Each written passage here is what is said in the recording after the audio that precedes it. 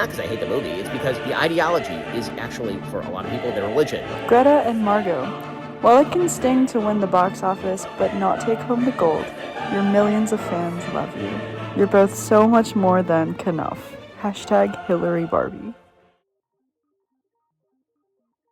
Barbie is unique in its placement in history and in the public consciousness because no other doll has been given the reputation, the means, and the instruction to make an argument for feminism in its ever-changing eras. From women's rights to work, to be beautiful, and to have their autonomy, it holds the pain and weight of 5 generations of feminists and countless other women and men, all with expectations, ideas, morals, politics, and more. And there are genuine reasons to criticize the doll as well, from its literal pin-up doll origins to its alleged continued enforcement of gender stereotypes, or even its incredibly capitalistic worldview of women that it paints. Yes, you can have autonomy if you have something you can sell. Yes, you can be a powerful woman, but only if you're skinny enough. You can have friends like me, stuff like me, but only if you have my blonde hair, perfect boobs, and skinny legs. I may seem to be digging deep at this doll, but studies have actually shown that Barbie dolls can have an effect on how young girls view their bodies against those who don't have any contact with the doll. But at the same time, there's no denying the cultural feminist strides it has taken from its humble origins in 1959. It would be a lie to say that it had no positive effect on the world of young girls. Many people have talked about how she encouraged them to be successful, to be doctors, and to be anything that they wanted, with or without a man. As M.G. Lord put it in their newest edition of Forever Barbie, the unauthorized biography of a real doll, Barbie has never been a doll invented by men to oppress women. Rather, she was invented by women for women, to women for what, for better or worse, was expected of them. But whatever, you know. I never really expected to be writing about Barbie. For much of my life, Barbie has never really been a factor. My sister never really grew up with Barbie dolls, nor did most of her friends that I knew to memory. Maybe it's because of the stereotypes associated with her, or maybe it's just because she was an expensive doll. I hadn't seen Barbie make any big waves in relation to 4th or 5th wave feminism. I hadn't thought much about Barbie at all, as it seemed like the toy market for kids was changing drastically for a while for the more techno-brained generation, or as I, an aspiring sociologist, might call it, iPad kids. However, apparently Mattel in 2015 did pitch a dystopian doll called Hello Barbie that could talk to kids with AI and would send back everything they said to Mattel. It was also allegedly very easy to hack. I can't imagine why that hasn't taken off the ground, but I'll stop beating around the bush here. We all know what I'm leading up to. It's probably one of the most genius things Mattel has ever done. Just as arguably their most well-known and culturally important toy was fading from public consciousness, as it seemed like kids' toys and even feminism in general were moving on, Mattel gave the rights to make a Barbie movie to one Greta Gerwig. But I'm not even here to talk directly about the Barbie movie and its many weird controversies. I liked the Barbie movie. I think if you think it was attacking masculinity, that's because you have a weak masculinity that doesn't understand comedy.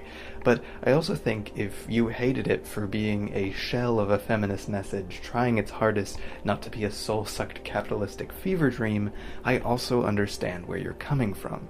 There's a lot you could dive into with this movie, and many people have. I've now read way too much on Barbie. My brain is actually broken. But I wanted to talk about something specific. This. Barbie may have broken the box office. We should stop by. Becoming the highest grossing film by a female director in history. But to the surprise of co-stars and fans, it wasn't enough. But actually, I'm stealing this from Brian. I think this could give Greta an idea for a sequel. Barbie goes to Hollywood and then is snubbed by the elites who choose Ken over her. This movie is not just a piece of shit. This movie is a flaming piece of dog piled atop an entire dumpster on fire, piled atop a landfill with dog shit. Greta the and Academy Margot. now finding While itself it can back in the sting to win the spotlight. box Feminists office, are but being not take mad home the over gold, the Oscars your now. millions of Fans fans at the wanted top to see prices. You're director both Greta so Gerwig much Barbie more feminists than are Robbie upset that the Oppenheimer Oscars didn't Hillary nominate the Ryan female Gosling. director or female lead in the movie Barbie. So I'm sorry that me hating the movie is making you have the feels. I'm really, really sorry about that. By the way, the reason that you're really upset about it is because, not because I hate the movie, it's because the ideology is actually, for a lot of people, their religion. When I say that religion is wrong, they'll get very, very offended. Okay. On January 23rd, 2024, the 96th Oscar Award show was hosted. Interest in the Oscars had been increasingly declining over several years, mostly due to the fact that they're not doing stuff like this anymore.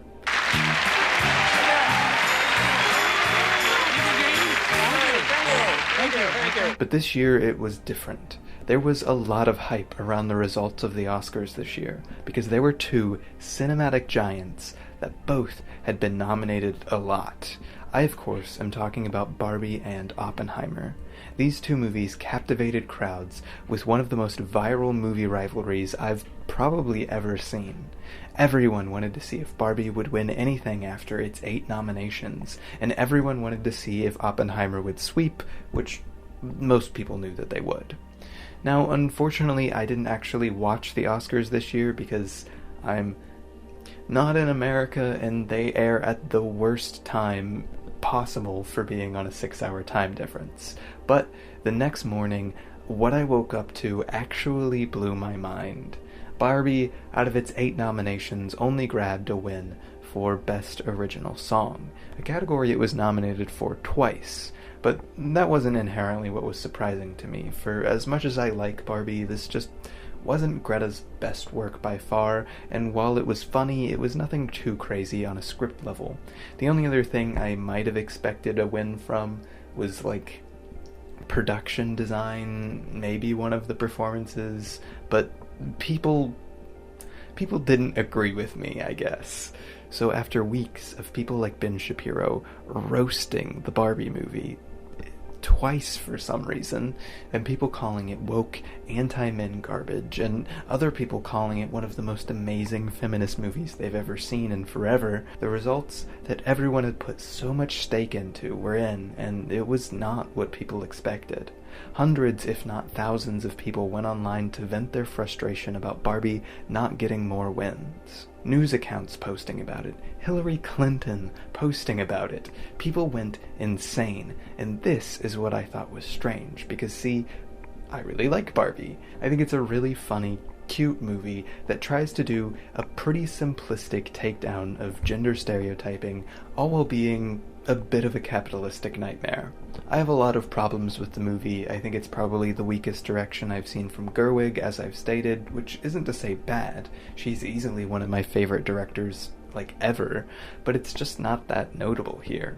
The script is a bit all over the place, a lot of the characters don't really work super well, and I felt like some of the more simplistic feminist messagings were a bit spoon-fed in a way that really rubbed me the wrong way, but it's for kids at the end of the day, so these things don't really bother me that much.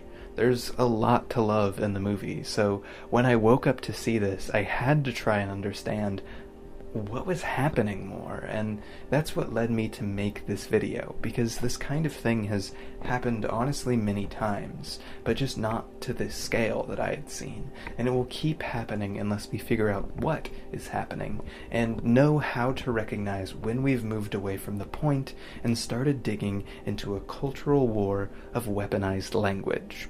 But let's dive into what I mean by that. I think that we are unfortunately at a sad place in our current culture and online landscapes where words are starting to lose their meaning by pure overuse. This turning of language into politics or even political correctness, I honestly believe, is a targeted attempt to remove the meaning and power of the language itself. And unfortunately, I think it's working. An easy example to this point is the word woke. This became a catch-all term for conservatives and people who only get their information from social media for things that they disagree with or sometimes that don't pass the vibe check of, like, I don't know, lack of inclusivity. Woke objectively as a term is about being actively aware of the important issues and facts relating to something. This term was popularized by the Black Lives Matter movement, meaning to essentially wake up to the facts of racism, especially systemic racism in America. But you wouldn't know that by looking at how it's used today by conservatives who have practically claimed the word. If I could make a definition of what most of your parents probably think woke is, it would be something like this. Inclusion of racial minority, sexual or gender minority for political reasons in art, media, advertisement, or anything else we can think of. A gay person in a movie? Woke. A Black Little Mermaid? Woke. This terminology has been misused and weaponized to start phrases like go woke, go broke, to try and intimidate studios like Disney into continuing to cut back on being inclusive because they'll lose money, I guess. It's sad, really, but this is just one of the examples of this happening in modern internet spheres where anything can be assigned a new meaning and weaponized with a couple of clicks.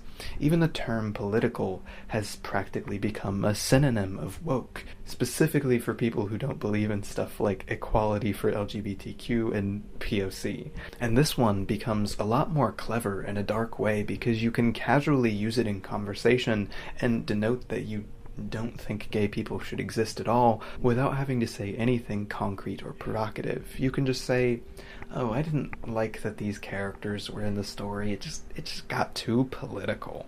This objectively is a misuse of language, and unfortunately it's doing exactly what it was designed to do, which is to sow more discourse and chasms between people who disagree with you. You don't have to contend with someone's argument or think too deeply about your own beliefs, because the people who disagree with you just have the woke mind virus, and that means you win. This unfortunately has happened with feminism too. If you tell someone you're a feminist now online and sometimes in person, chances are people may believe that you hate men. Ryan Beard actually made a great video on this specific topic that I would very much suggest checking out if you're more curious to hear about how this came to be. But essentially, because there are people online, often younger people who don't think too deeply about posting cringe, posting about how they're feminists and think that men deserve nothing or all men are trash, that this is the new current stance of feminism, that sure, it started as a fight for equality, but now it's bridged a gap too far and is fighting for the matriarchy instead of the patriarchy. This, in most cases, is wildly untrue and usually accounts for very little of the actual beliefs of anyone who is an active feminist. Regardless, as Ryan highlights in the video, when you say all women are trash, that often leads to actual violence against women, whereas when you say all men are trash, this very rarely has any real-world harm.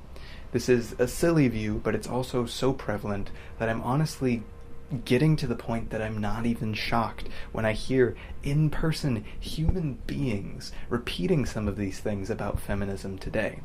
When, if you think about it critically or pay attention, you can see that this simply isn't the case, and feminism is still fighting hard against the countless injustices and inequalities that still remain for women. This weird argument against feminism is so prevalent that the Barbie movie itself, remember what the video is about, makes jokes about this very thing. Barbie Land is essentially a matriarchal society as the movie starts, and this is shown to be bad for the men and women within the movie because it's still enforcing roles on people, and hitting men with that same inequality that women have actively leads to some form of violence once Ken is able to understand that there can be an alternative. And throughout the course of the movie, he learns that this alternative is not any better. This is why I don't understand people who think this movie is anti-men when it's clearly just pro-equality and anti-gender stereotypes. It braves the shocking and revolutionary message that maybe men feeling like second-class people to women is bad, and women feeling like second-class people to men is also really bad, and sometimes leads to tangible violence. That isn't to say this is a perfect movie or that it handles its subject matter perfectly.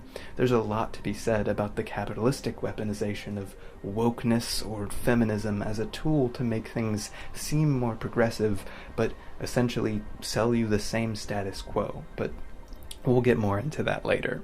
This weaponization of the terminology and imagery of feminism has made online discourse over media, politics, and really just life honestly just a nightmare trying to navigate, because there isn't a single conversation with nuance on the internet.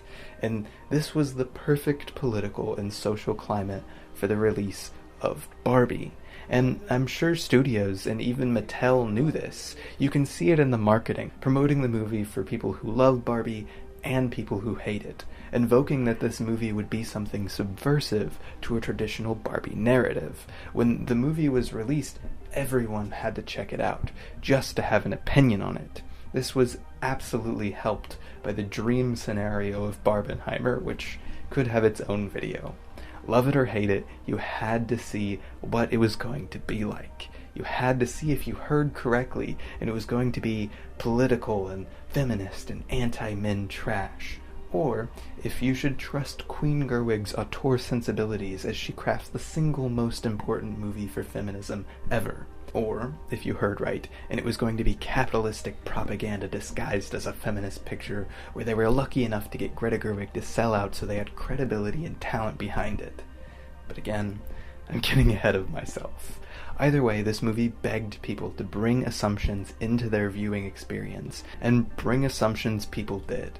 And by being generally a decent, funny movie, there wasn't much people could attack it for on a production, narrative, or comedy level without having to think pretty critically and analytically about why some things didn't work so well or did work well.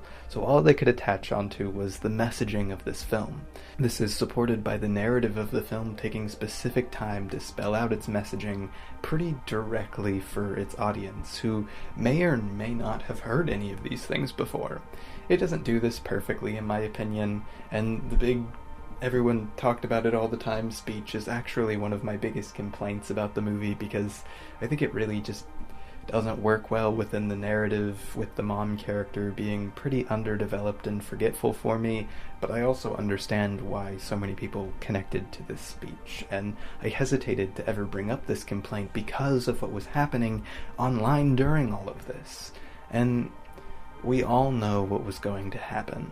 Women and lots of other people who felt very uplifted by the message for young girls, or even just thought the movie was really funny, were enjoying the movie, and then the usuals came around and started throwing criticism at the movie for being too political, and digging into all of the reasons women felt so attached and, in some cases, empowered and seen or uplifted by it.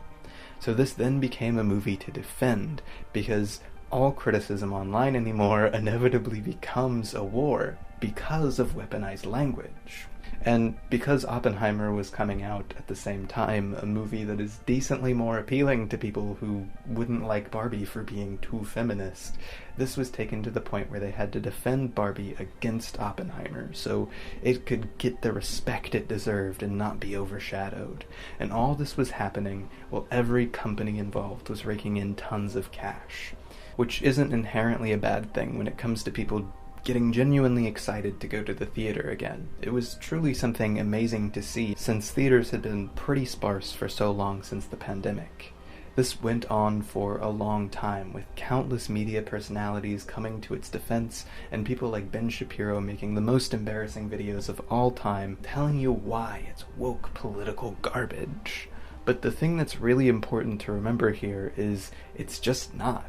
Despite all the controversy and arguments around this movie, all in all, it's a pretty unoffensive, unrevolutionary, silly film. It makes some statements about feminism, but in a pretty simple, marketable way that Barbie has always been doing. But because of the weaponization of things like wokeness or feminism and the imagery around them by media, you can't anymore have a simple little feminist picture without everyone losing their minds. This would inevitably culminate in everyone's favorite and most unbiased award show, the Oscars. This was perfect for the Oscars, a show that has increasingly struggled to get viewership in the last couple of years, with the only exception being the dumb Will Smith controversy. Oh my God! Not to imply that Barbie was only nominated because of its controversy and popularity. It really does have creative merit, and beyond that, it's not like the Oscars are the bastions of meritocracy, but often they speak more to cultural importance, or at least perceived cultural importance to the Academy. And I honestly think Barbie deserves to be nominated for the Oscars for its creative and cultural merits. But I also cannot deny that it would bring a lot of viewership to the Oscars that wouldn't normally tune in. And the Oscars leaned hard into this with their marketing. And no matter what happened with the results, someone was going to be unhappy, which meant even more conversation around the movie and around the Oscars. If it swept at the Oscars and won every nomination it got, people would go mad and call it woke or something, and that Oppenheimer clearly deserved the Oscar for Best Original Song. And if it didn't win hardly anything, this would be anti-feminist outrage. I hope I'm highlighting how silly this extreme ideological culture war is, because it's just dumb, but it's also so actively dangerous in some cases that aren't just the silly Barbie movie, and even sometimes when it is just the silly Barbie movie. So I think the clearer we can understand how this stuff plays out, the more informed we can be to the signs of when it's happening. And in the end, out of the 8 nominations, which was already pretty generous, it only did pick up a win for Best Achievement in Music Written for a Motion Picture. Not even for I'm Just Ken, which was also nominated, but for What Was I Made For by Billie Eilish. This was not what people, especially who tuned into the Oscars just to support Barbie, were expecting. Especially being that out of everything it was nominated for, What Was I Made For winning felt like the least Barbie movie part of the Barbie movie to be nominated. So people lost their shit. Here are 5 of your favorite friends, Barbie, Midge, Skipper, Alan, and Ken. But if you think they're the same as they've always been, you'd better take another look. Better check them again. I started the video briefly talking about some of Barbie's strange history, and it may seem odd when this video is mostly just about how weird it was to see everyone lose their minds over getting 8 nominations but only 1 win at an award show famous for always awarding the most deserving movies every single time. But I wanted to take this point a little bit deeper, because I think there is something important to say about how Barbie as an idealistic, capitalistic, and feministic monolith operates in a society that is as polarized by weaponized language as we are, in the kind of postmodernism, internet-pilled society. This video's gonna age. This video's gonna age. In a capitalistic society, it's almost impossible to separate ideology from product.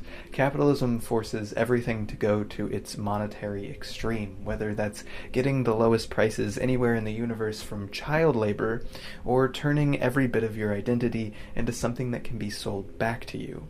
It loves placing stuff into marketable little boxes. At the end of the day, as impactful as Barbie has been for good, it has never been able to escape its capitalistic backhanded nature.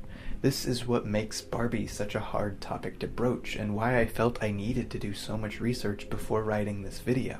Because you can say it's very simple and it's just a kid's toy that promotes very basic feminism and sure, some capitalistic ideals and beauty standards, but it is what it is. This is what I think Mattel would like you to think. That's gonna be in the whole video. That's nice. Ruth Handler, co-founder of Mattel and creator of Barbie, was an extremely countercultural woman for her time, and used this to make an extremely profitable product that made a difference. Later in life, she used her go-getter personality and care for women's issues to make prosthetics for breast cancer survivors. To quote Ruth, "My whole philosophy of Barbie was that through the doll, the little girl could be anything she wanted to be. Barbie always represented the fact that a woman has choices. But as with most things, this isn't where the story ends, and you can't take the good without the questionable and the bad. Barbie was influential and important in the 50s and early 60s, but it was hard to deny this doll, based on a pin-up doll made for men, had many negative effects on young girls. To the point that, as I mentioned in the beginning, many studies have actually proven these negative effects, holding up impossible standards. Not to mention the fact that Ruth was a ruthless businesswoman at the end of the day, and Barbie by proxy became a character focused on all her business success she could have, and all the things and products and clothes that this would allow her to have. Be a liberated girl. You can grow up to have any job that you want, that you'll work till you die. Don't worry. You'll be able to buy a bunch of fancy things, so you can never stop looking like Barbie. Because that would be really unfortunate if you stopped looking like Barbie. You shouldn't do that. This quickly turned feminists of the 70s away from the doll for promoting a quote-unquote male fantasy of a working-class woman, as women's rights strikers of the 70s would chant, "I am not a Barbie doll." These unhealthy body standards weren't just supported by the weight and figure of Barbie, but by the company itself. According to an article in Bizarre magazine, in a 1963 version of Barbie, it came with a diet book that simply read, "Don't eat." And this isn't the end of the Barbie rabbit hole.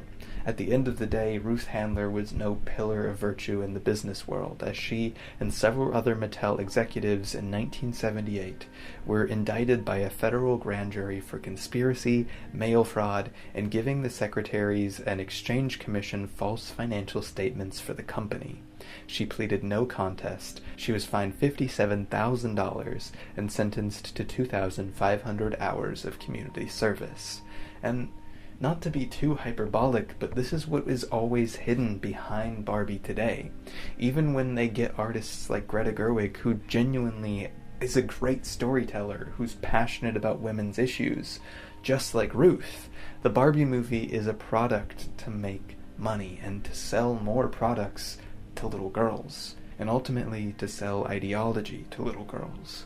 And this idea may have some progressive elements, but it's still under the guise of extreme capitalism, that same capitalism that promotes the weaponization of language, because it leads to more controversy, which leads to more sales.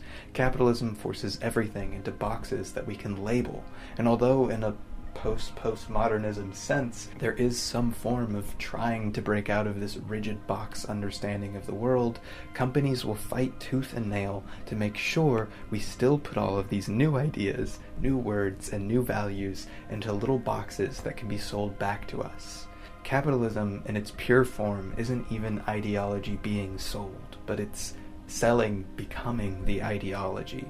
For you to put stock in your identity through its performance and profit, to act like your movie and by proxy your argument wins because it earned more money or more Oscars. Because with all of this outrage, for all of this art, for all of these videos and messages and everything surrounding Barbie, not just the movie but the product, that sure is a lot of people talking about Mattel. And, you know, after the Barbie movie came out, that sure was a lot of sales for Barbie. We can see how little Mattel cares about Barbie itself in this narrative, as after Barbie's success, they're trying to greenlight 1 million more movies based on more of their stuff that you can buy.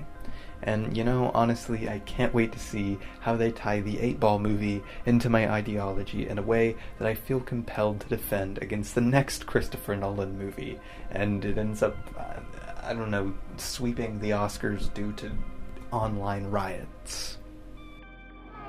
At the present time, it's a sort of watershed, I think. Women are apparently liberated in many ways, but in fact and in practice they're not. They're still discriminated against in many professional fields, and often in very pernicious ways. I think the time has come when women have got to find self-respect and a full identity of their own. And that's what's very difficult for them. And the battle that we have to fight is not against men, it's often against women, actually, to try and get them to fulfill themselves. What would you like to say to thousands of women listeners who imagine that they're enjoying life at the kitchen sink? Women unite. You have nothing to lose but your kitchen sinks. I At the end of the day, I'm not even advocating for you to love or hate the Barbie movie, or even telling you to stop defending it or feminism. Please keep defending feminism. And I'm not telling you to reject society and live beyond capitalism, because I don't think any of these things are actual solutions to the problems. But I think it's important to remember when big crazy events like this happen, because they shape real-world stuff, unfortunately. The Barbie movie is a piece of the puzzle of modern anti-feminism, and the fact that so many women felt seen by it and wanted to defend it is a good thing. What I wanted to show in this video is how much more nuance there is to these situations, and to be aware of them when we inevitably engage with a system that makes money off of controversy over oppression, and how these mindsets that capitalism enforces have made us weaponize language to a harmful degree. So, yeah, I'll wear my Barbie hoodie straight from Mattel. It was $40 plus shipping and handling with pride, but I'll also always try and be aware of the effects movies like this can have, both good and bad, and try to make the world a little bit of a better place by pointing out when people have been pulled into capitalistic weaponized language, because usually they don't even realize when they have. I think this is actually one of the coolest things that the Barbie movie has done. It's opened up the conversation of feminism with people in my real life, where I can share about how the things they've heard about feminism just isn't what feminism is. So, I guess the moral of this video is that Barbie may not be woke, but perhaps we can use it to be more woke in our lives and try to slowly break out of these boxes we get sold back to us, and make the world a little bit more of a nuanced and better place. Maybe. You are successful. I know that. Over and over and over again, people said to me, "Thank you for making my life better." On one or two occasions, they told me they were nearly me wearers, and that I understood. But Barbie? Yeah. Well, I don't want to put Barbie down. I am learning that she is far more important than I could have ever myself understood. Anyway guys, thank you so much for watching. I know this video took forever, and maybe it wasn't worth it. You can tell me. I'm trying something new with the look right now. I haven't been super happy with the production level of my videos, but I'm about to head back to the States next month, so I will be back in a nice studio setup. I'll be buying some more equipment hopefully sometime soon, so please, if you enjoyed this video, like, subscribe, comment what you thought of, I don't know, Barbie, and what your favorite use of weaponized language is. Maybe it's like soy boy or something, you know, like just these absolutely absurd terms. But yeah, I hope you guys stay safe out there. It's kind of a scary world in the internet when your identity and the things you love get twisted around and shoved back against you, both for profit and for genuine harm. So, especially with this next month coming up, just look out for yourself online. Maybe take some time off of the internet. I know I should probably do that. I love you all, and goodbye.